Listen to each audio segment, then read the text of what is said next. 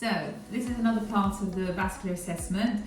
Okay, Emily has very kindly lent me her legs here, and what we do is we feel for temperature from the calf, like the shins, down to the toes, and her feet, her legs feel very warm here, and it goes much cooler, and then her toes are quite cold. Okay, so that shows that the blood's not getting down to her feet as well. I mean, cold feet are a very common problem. It's nothing unusual. When people have warm feet, very warm feet, it shows that the blood's moving around very well, or they could have what's called a venous return problem, where the blood's pooling in their vessels and it's not moving back up the legs.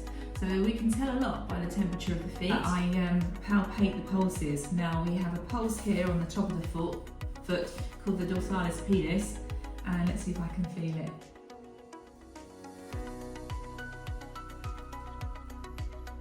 It's not bouncing out at me. Okay, let's have a feel of the posterior tibialis pulse.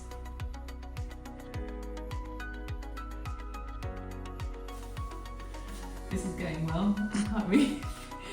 Oh, yeah. This is why it's important to feel the pulses. So you feel them first of all, you palpate them, and if you're struggling to actually feel them, or they're being a bit elusive, you can listen to them on the Doppler, which we'll do in the next part. Yeah, you can feel that one.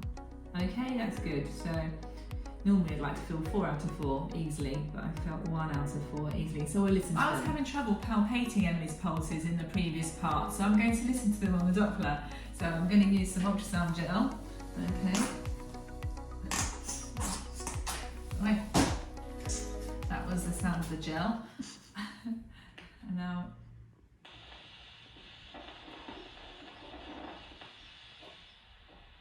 I notice more over this side. It's very faint.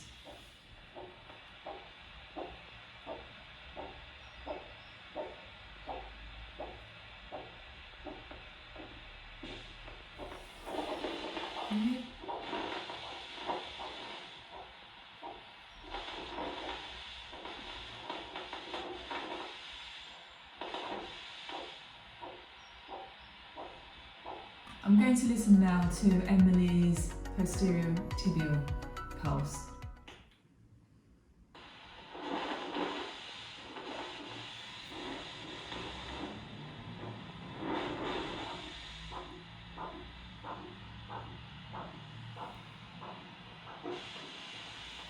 Just move your toes back towards you, slightly. Back towards you.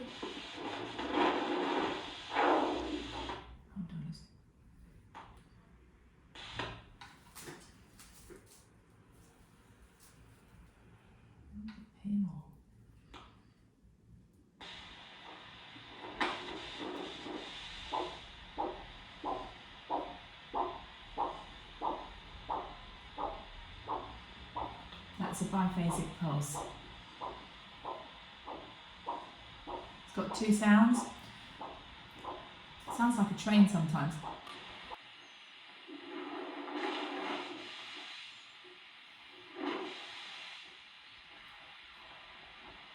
Yeah, I can hear it, it's deep down.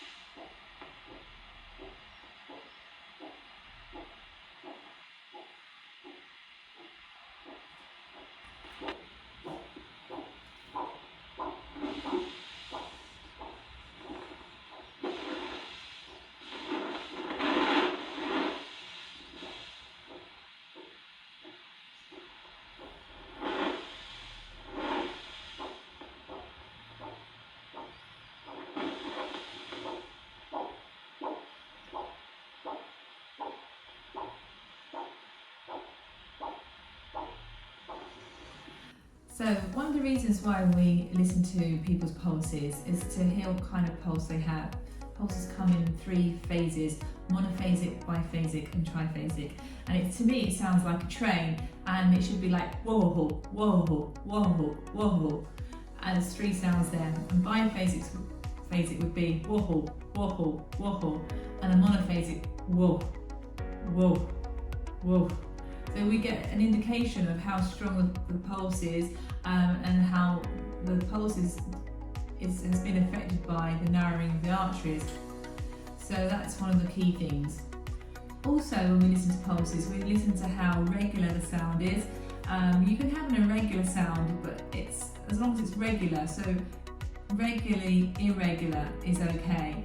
But sometimes you hear an irregular pulse, which is irregular, and that would indicate to us that there is a problem with the heart. So by examining the vessels in the feet, it's a good indicator of what's going on in the other vessels in the body, especially the heart. Yeah, so I was talking about an irregular heartbeat, and actually I have one of those myself. I have an extra beat. It's called a benign atrial complex. I've got this extra beat, so that's why I think sometimes I'm a bit like out of time with things. It's a bit of a joke, that. But yes, so that's an example of an irregular heartbeat. So in addition to looking at the arteries and the blood flow down to the feet, we also look to see about the veins and the blood flow back up, which is called the venous return.